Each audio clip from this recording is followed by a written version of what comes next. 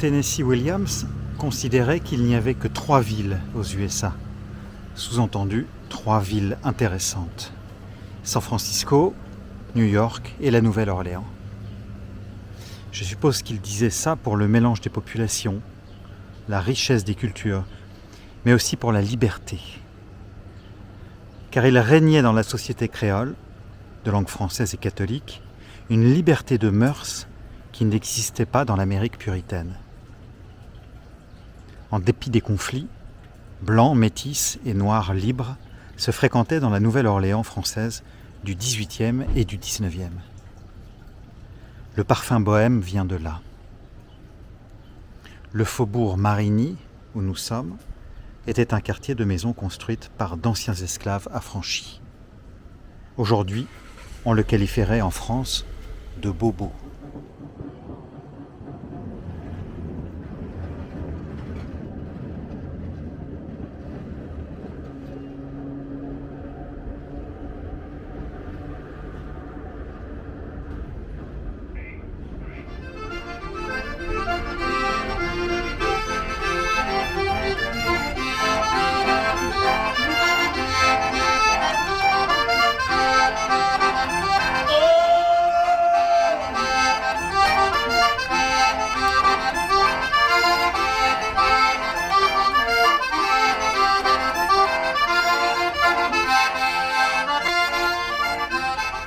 Lecture d'un extrait du roman Manon Lescaut de l'abbé Prévost. Après une navigation de 2 mois, nous abordâmes enfin au rivage désiré. Le pays ne nous offrit rien d'agréable à première vue. C'étaient des campagnes stériles et inhabitées, où l'on voyait à peine quelques roseaux et quelques arbres dépouillés par le vent. Nulle trace d'hommes ni d'animaux. Cependant, le capitaine ayant fait tirer quelques pièces de notre artillerie, nous ne fûmes pas longtemps sans apercevoir une troupe de citoyens du Nouvelle-Orléans qui s'approchèrent de nous avec de vives marques de joie. Nous n'avions pas découvert la ville.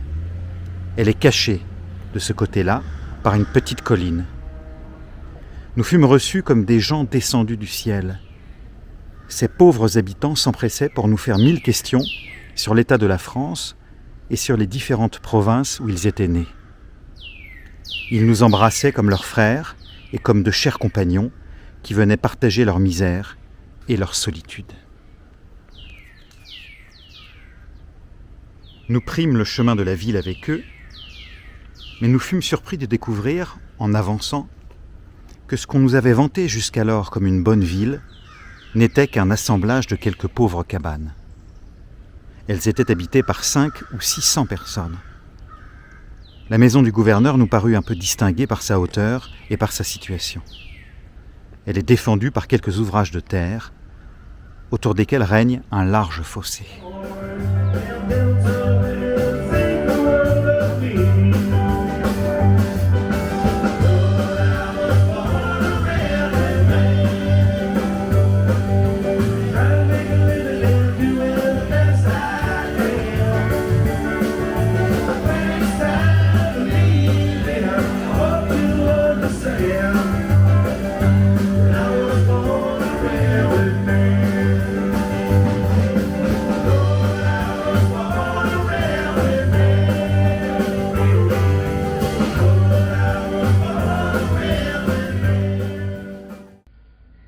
Bonjour Russell. Bonjour.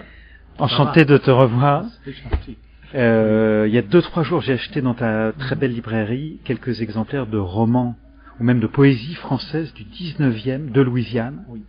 C'est des petits livres merveilleux. Et donc je reviens te voir pour que tu me parles un peu de déjà ton rapport à la culture française, toi qui es né américain, Oui. et puis de ton travail de libraire spécialisé en littérature française à la Nouvelle-Orléans. Moi, je m'intéressais dans la musique quand j'étais jeune. J'ai lu dans une biographie de Bob Dylan qu'il était inspiré par les poètes français comme Rimbaud, Baudelaire, tout ça. J'ai commencé à lire un peu ça. Et puis, quand j'étais à l'université, j'ai pris les cours de littérature française. Je pensais pas de le parler, mais plus tard, j'avais la chance. Quand j'étais, après j'ai fini mon diplôme à LSU, j'ai essayé un an de fac de droit, j'aimais pas, je savais pas quoi faire. Et en tout cas, je me trouvais en France avec un échange de codophiles. Et j'étais à Montpellier pour presque un an, et puis j'ai fait un stage chez un libraire et un éditeur à Paris pour 2 mois. Et à ce point-là, j'avais l'idée d'importer les livres français, qui était absolument désastreux parce que les livres français sont chers et les gens ici sont fous. Moi, ça m'a donné une super réputation en France grâce à Guy de Boutade et d'autres gens qui étaient très réceptifs à mes idées là. Et c'était ironique parce que ça, c'était en 80-81. Maintenant, 40 ans plus tard, je suis toujours là, avec la différence que on a un ami, Dana Kresk, à Centenary College à Shreveport, qui très heureusement a imprimé beaucoup de ces titres comme vous avez acheté tout à l'heure, et ainsi j'ai les produits à offrir mes clients, à part de livres d'occasion en français qui est une spécialité. Mais on a beaucoup de titres sur la Louisiane qui sont sortis d'ici, ce qui est beaucoup plus facile pour moi d'essayer de les importer. Et on a 2 ou 3 choses que j'importe du Québec, mais à part ça, c'est toujours un business, hein, après tout ce temps. Et on a beaucoup de gens qui sont de passage, soit ça, ou les gens qui habitent ici. Même je reçois les clients de l'Amérique centrale ou Mexique qui me parlent en français. Parce qu'ils ne parlent pas beaucoup américain.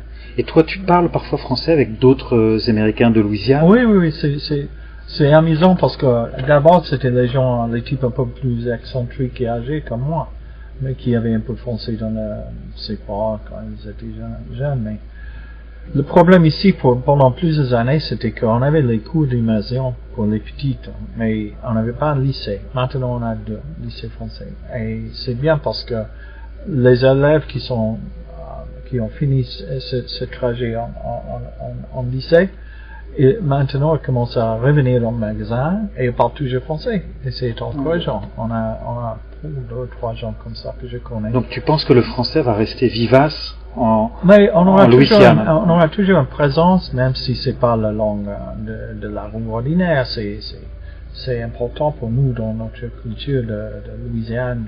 L'héritage de la France est très important pour nous, et ainsi on aura une présence d'abord dans l'époque des années 80 avec le phénomène cajun.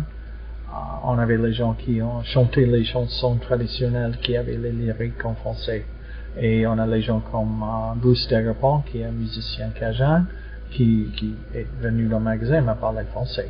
Et évidemment Zachary Richard, qui a maintenant un roman qu'il a sorti en français, et on a d'autres gens comme ça qui ont tenu un peu le drapeau de francophonie en Louisiane pendant les décades, enfin, quelques-uns. Mais ce qui est encourageant, c'est qu'on a maintenant les gens plus jeunes qui, après avoir fini le lycée français, ils ont continué à parler un peu français, avoir cette présence francophone. Ce serait chouette que tu nous présentes le rayon de littérature louisianaise. Oui, passer de l'autre côté. On te suit.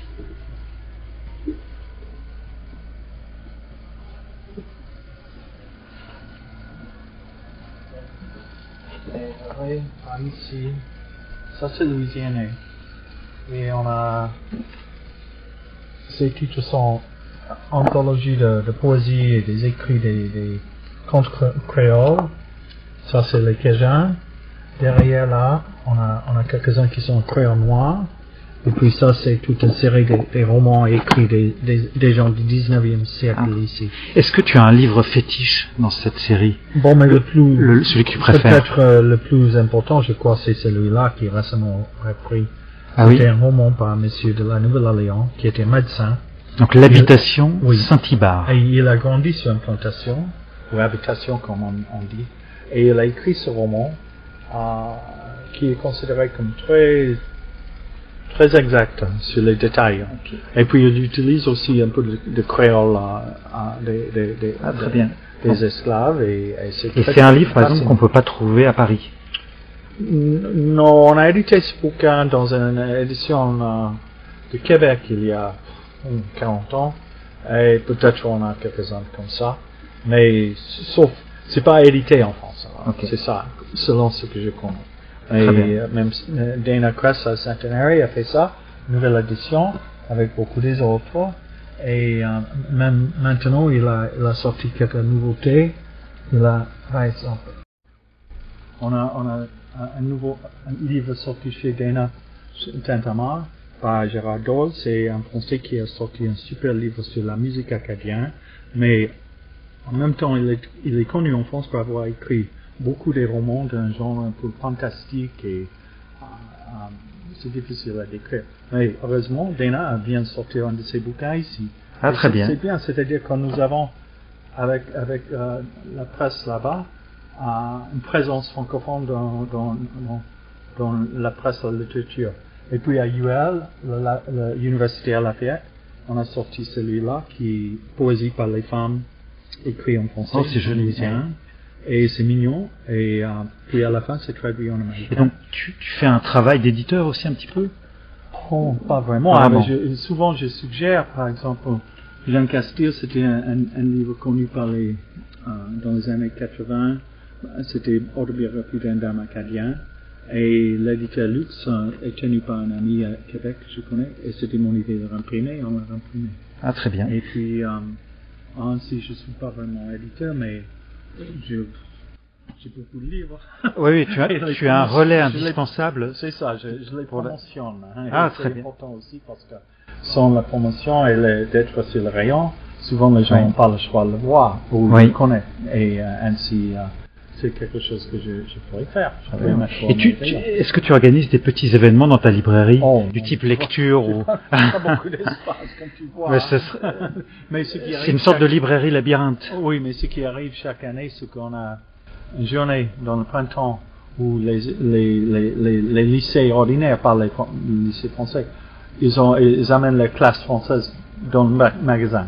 Ah, Et une fois, j'ai reçu peut-être plus que 100 élèves. Hein. Et comment tu les as Mais fait on aura un tenir? groupe Ah. de 20 pour une classe, un autre Ah, sortie, oui. un autre, et tout l'après-midi. Ah, Et génial. il me demande les 3 questions les mêmes chaque année, et c'est mignon. Et on aura qu'une ou deux personnes dans le groupe qui essaient vraiment à parler un peu français, comme en Europe, on apprend l'anglais, j'imagine. Oui. Mais c'est mignon, et je suis connu alors, c'est ça. Oui. La boîte. C'est un endroit qu'on connaît, qu'on pourrait parler français. Et c'est mieux que Il y en a rien d'autres dans d'ailleurs. c'est mieux que rien dans le French Oui. Quarter d'avoir un peu français. Il y en a d'autres d'ailleurs ou pas? Pas beaucoup mais on a Alliance française, choses Ah oui. comme ça. Voilà, mais Évidemment, dans oui. le vieux carré, Le non. carré, on a quelques endroits où on a les gens qui parlent un peu français. On a la fondation nous à Beauregard House, qui est un bureau un business là qui essaie à promotionner les contacts entre la France et l'Amérique. Et puis évidemment on a les gens qui travaillent dans le business de restaurant qui parlent un peu français. Mais c'est pas, peut-être. Ah. J'espère. Est-ce que tu parles quelques mots cajun ou créole? Oh, Ou- c'est pas vraiment pas mon vraiment. genre. Ah. Je peux y reconnaître ces choses. On a les gens qui me parlent quelquefois, qui disent les choses que je comprends pas. Ah, Mais j'ai les glossaires, ah dictionnaires. tu as les dictionnaires. Ah oui, de ok. Cajun, créole. Puis un gros qui est écrit il y a quelques années. Celui-là. Ah. Louisiana French. Et Ah, génial. Vraiment. C'est la Et puis il y en a Bible un du autre cajun. qui est connu, qui était une autre idée de moi de l'imprimer, qui est, ah oui, j'ai la version, ça c'est la version ancienne, mais c'est fait contemporain ici. Ah oui, Ah, très chez bien. Lux aussi. Très bien. Un sujet, souvent je reçois les gens qui font un peu de recherche sur la langue, sur la Ah, littérature, et comme toi par exemple, on a un autre monsieur qui est arrivé il y a un mois ou quelques semaines, et il fait les études à UL à Lafayette, et il veut spécialiser sur la poésie 19e comme Ah oui, ok. comme on a vu. Ainsi, c'est un champ tout à fait libre, Oui, et pas oui. connu. Et, Oui, oui, moi, je pense par qu'il exemple, faut j'ai découvrir traduit un bouquin, je vais montrer, celui-là. C'était un prêtre ici qui habitait avec les Indiens. Ah, génial. Et j'ai fait Ah, j'ai la fait- nouvelle Atala. ok. Oui, après Chateaubriand. Oui, bien sûr. Et j'ai traduit ce bouquin Ah. en anglais. C'était édité à UL, un petit presse associé avec Ah, l'université, mais maintenant c'est épuisé. Mais c'était un travail d'amour, quoi. J'avais le bouquin, et je sais que les gens à la Nouvelle-Orléans qui savent rien de français vont jamais le lire, et Oui, mais c'est beau pour ça. Oui. Comment ça? On finit par une petite déambulation dans cette librairie labyrinthe. En français, on a Louisiane, l'Amérique, Québec, le Brunswick, francophone, toutes ces boîtes orientales. Là, au coin, c'est histoire, un peu philo, littéraire, au milieu, les romans d'occasion. Et puis, par ici, on a des livres plus âgés. Et rien sur la musique, pour la plupart en américain. Et puis, vous voulez faire tout le tour? Allons-y. C'est un labyrinthe, quoi. Ça sont les polars américains, littérature anglaise, fantasy, les romans historiques, Shakespeare là-haut, une fantasy là. On a les bandes dessinées américains. Ça c'est science-fiction. Ça c'est fiction en anglais qui est plutôt contemporain. Puis enfant derrière vous. Un peu métaphysique là. Poésie anglaise. Ça c'est d'autres langues, allemand. Et puis on a portugais. On a Norvège et choses comme ça par là. Ici c'est littérature française en traduction anglaise. Et puis ça c'est littérature russe, espagnole, l'Amérique latine. Ça c'est philo, un peu littérature américaine classique là. Et puis on est revenu maintenant dans le rayon, ce sont les folios en français, les romans conformants, et puis les reproches ici, les poésies là-haut. Et ça c'est le tour. On a fait. Sauf ici, ça c'est tout sur la Louisiane coloniale. Ça c'est rayon français et espagnol. Et puis la guerre de sécession. Et vous voyez, on a beaucoup de livres qui sont sortis sur la Louisiane. Hein? Ah bah très bien. Écoutez Russell, merci beaucoup pour cette très belle présentation. Okay, très bien. Okay.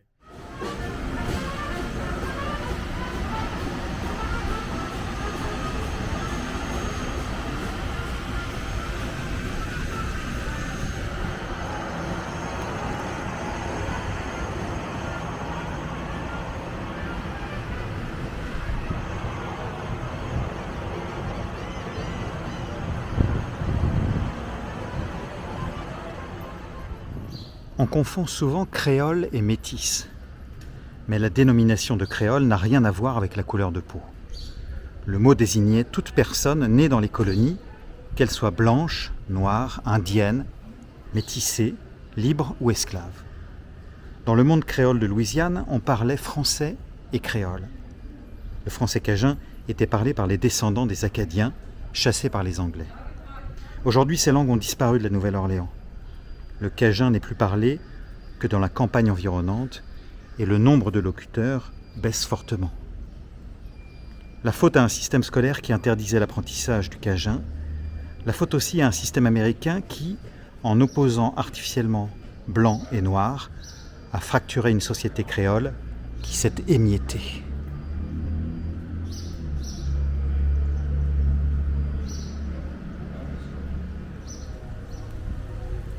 Lecture d'un extrait du roman de Chateaubriand, Atala. Les deux rives du Mississippi présentent le tableau le plus extraordinaire. Sur le bord occidental, des savanes se déroulent à perte de vue. Leurs flots de verdure, en s'éloignant, semblent monter dans l'azur du ciel où ils s'évanouissent. On voit dans ces prairies sans bornes errer à l'aventure des troupeaux de 3 ou 4 000 buffles sauvages. Quelquefois, un bison chargé d'ânées, fendant les flots à la nage, se vient coucher parmi de hautes herbes dans une île du Mississippi. À son front orné de 2 croissants, à sa barbe antique et limoneuse, vous le prendriez pour le dieu du fleuve, qui jette un œil satisfait sur la grandeur de ses ondes et la sauvage abondance de ses rives. Après la découverte du Mississippi par Marquette et l'infortuné La Salle, les premiers Français qui s'établirent au Biloxi et à la Nouvelle-Orléans firent alliance avec les Natchez, nation indienne dont la puissance était redoutable dans ces contrées. Des querelles et des jalousies ensanglantèrent dans la suite la terre de l'hospitalité. Il y avait parmi ces sauvages un vieillard nommé Chactas, qui, par son âge, sa sagesse et sa science dans les choses de la vie, était le patriarche et l'amour des déserts.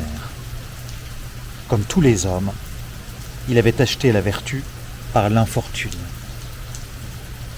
Non seulement les forêts du Nouveau Monde furent remplies de ses malheurs, mais il les porta jusque sur les rivages de la France.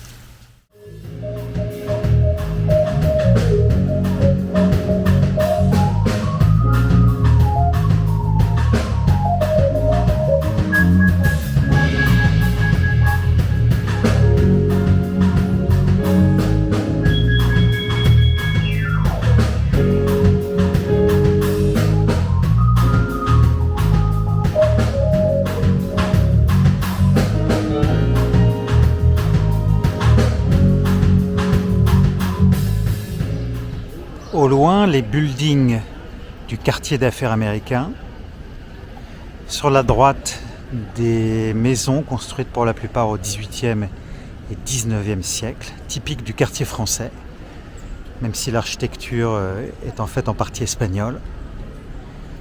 Et puis en face, un bâtiment solennel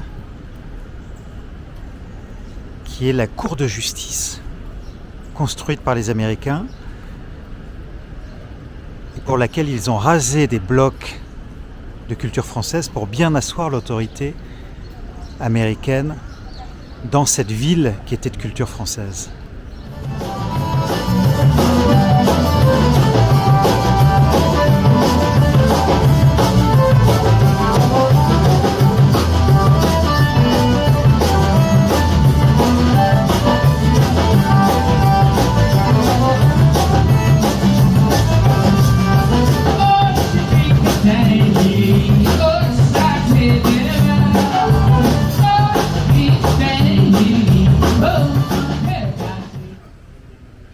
Lecture d'une page d'un livre de Jean Baudrillard intitulé Amérique.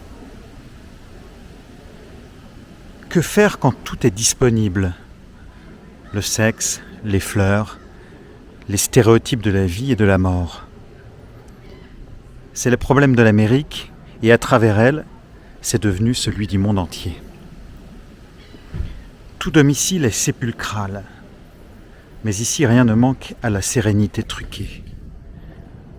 L'infâme omniprésence des plantes vertes, véritable hantise de la mort, les baies vitrées qui sont déjà comme le cercueil de Blanche-Neige, les massifs de fleurs pâles et naines qui s'étendent comme une sclérose en plaques, les innombrables ramifications techniques de la maison, sous la maison, autour de la maison, qui sont comme les tubes de perfusion et de réanimation d'un hôpital, la TV, la stéréo, la vidéo, qui assurent la communication avec l'au-delà, la voiture, les voitures qui assurent la connexion avec la centrale mortuaire des achats, le supermarché, la femme enfin et les enfants comme symptômes radieux de la réussite. Tout ceci témoigne que la mort a enfin trouvé son domicile idéal. Lecture d'un deuxième extrait d'Amérique, de Jean Baudrillard. Le sourire que chacun t'adresse en passant, crispation sympathique des maxillaires sous l'effet de la chaleur humaine. C'est l'éternel sourire de la communication, celui par lequel l'enfant s'éveille à la présence des autres, ou par lequel il s'interroge désespérément sur la présence des autres, l'équivalent du cri primal de l'homme seul au monde. Quoi qu'il en soit, on vous sourit ici. Et ce n'est ni par courtoisie, ni par séduction. Ce sourire ne signifie que la nécessité de sourire. C'est un peu comme celui du chat de Chester. Il flotte encore sur les visages longtemps après que tout affect a disparu. Sourire à tout instant disponible, mais qui se garde bien d'exister et de se trahir. Il est sans arrière-pensée, mais il vous tient à distance. Il participe de la cryogénisation des affects. C'est d'ailleurs celui qui affichera le mort dans son funeral home, ne perdant pas l'espoir de garder le contact, même dans l'autre monde. Sourire immunitaire, sourire publicitaire. Ce pays est bon, je suis bon, nous sommes les meilleurs. C'est aussi celui de Reagan, où culmine l'autosatisfaction de toute la nation américaine et qui est en passe de devenir le seul principe de gouvernement. Sourire autoprophétique comme tous les signes publicitaires. Souriez, on vous sourira. Souriez pour montrer votre transparence, votre candeur. Souriez si vous n'avez rien à dire. Ne cachez surtout pas que vous n'avez rien à dire ou que les autres vous sont indifférents. Laissez transparaître spontanément ce vide, cette indifférence profonde dans votre sourire. Faites don aux autres de ce vide et de cette indifférence. Illuminez votre visage du degré zéro de la joie et du plaisir. Souriez, souriez. À défaut d'identité, les Américains ont une dentition merveilleuse.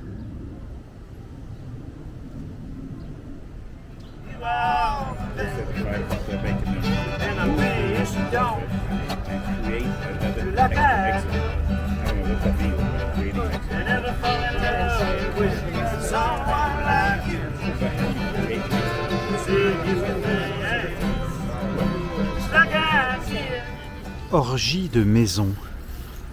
À la Nouvelle-Orléans, les gens viennent pour des orgies de musique, mais on peut se gaver de façades. Maison créole, cottage de style antebellum, manoir Greek Revival, bâtisse d'inspiration espagnole. Il y en a pour tous les goûts, toutes les inspirations, toutes les atmosphères. Sans parler des bicoques délabrées, mais celles-ci, on les trouve partout en Amérique.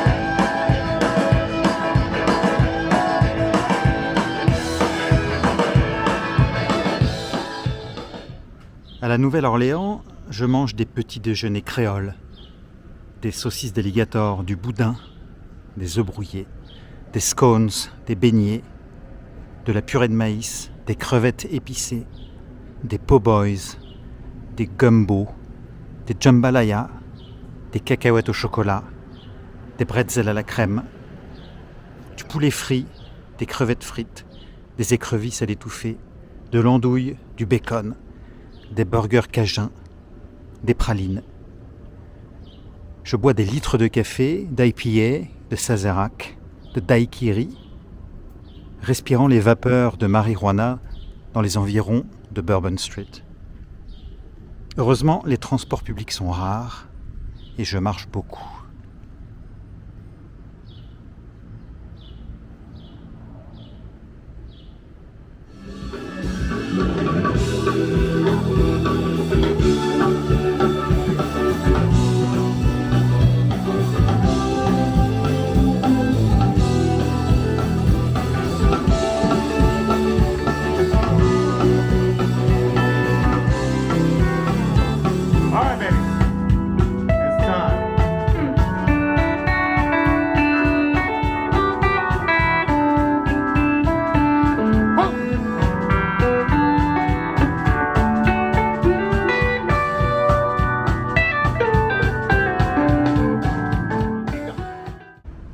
lecture d'un extrait du mythe de Cthulhu de Lovecraft. À la demande générale, l'inspecteur raconta son expédition et je vis que mon oncle attachait une grande importance à son histoire. En effet, elle ressemblait fort aux rêves les plus extravagants des créateurs de mythes et des théosophes. Elle révélait une imagination cosmique étrangement intense que nul ne se serait attendu à trouver chez ces métis et ces parias. Le 1er novembre 1907, la police de la Nouvelle-Orléans avait reçu un appel désespéré provenant de la région marécageuse au sud de la ville.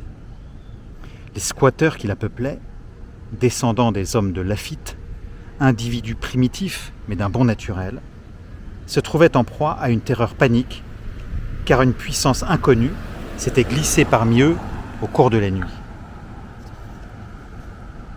Ce devait être le vaudou, affirmait-il, et un vaudou particulièrement terrible. Plusieurs femmes et enfants avaient disparu depuis que le sinistre tam-tam avait commencé à retentir au cœur des sombres bois hantés où nul n'osait jamais s'aventurer. On entendait aussi des cris déments, des plaintes déchirantes, des mélopées lugubres, et on voyait danser des flammes diaboliques. Le messager terrifié ajouta que les gens ne pouvaient plus supporter cet état des choses. Cette zone de terrain inexplorée par les Blancs jouissait d'une réputation fâcheuse. Certaines légendes parlaient d'un lac caché au regard des mortels où demeurait une colossale créature informe, semblable à un polype blanc aux yeux phosphorescents. Les squatteurs chuchotaient que des démons aux ailes de chauve-souris sortaient des entrailles de la terre pour venir l'adorer à minuit.